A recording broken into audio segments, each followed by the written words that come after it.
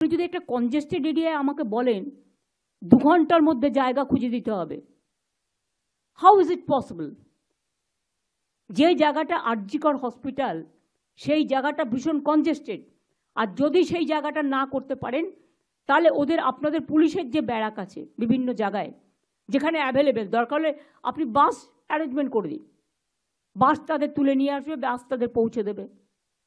তারা আর কি চায়? জামা কাপড় চাইলে দিয়ে দিন, খাবার দাবার চাইলে দিয়ে দিন, আর কি কি দেওয়ার আছে?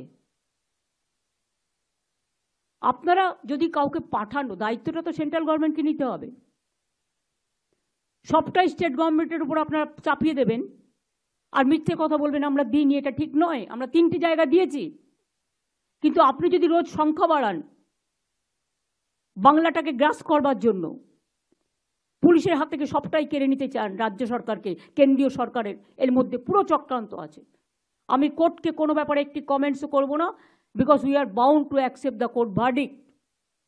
কিন্তু মনে রাখবেন কেন্দ্রীয় সরকারের সম্পূর্ণ চক্রান্ত আছে এবং আরও কয়েকটা left parties, they are also involve in this conspiracy, যাদের মানুষের কাছে যাবার ক্ষমতা নেই।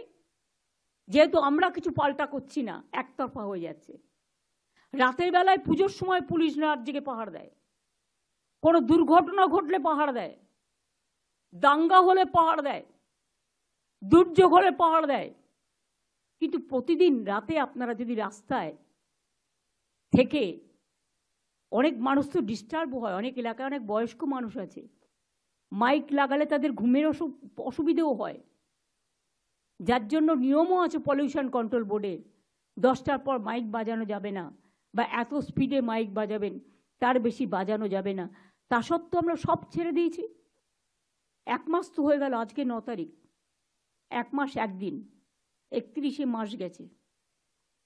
আমি অনুরোধ করব পুজোতে ফিরে আসুন, উৎসবে ফিরে আসুন, আর সিবিআইকে বলবো তাড়াতাড়ি বিচারের ব্যবস্থা করুন। এটা তো এখন আপনাদের হাতে, আমাদের হাতে নেই। এখন সাজা পুরো সিবিআইয়ের হাতে। আসল কেসটা করুন। আসল কেসটা হচ্ছে যে ভিকটিমস তার পরিবারকে বিচার দিন, যে নির্যাতিতা তার পরিবারকে বিচার দিন, এবং এই বিচার তো সিবিআই কোর্টে হবে, আমাদের কোর্টে তো নয়।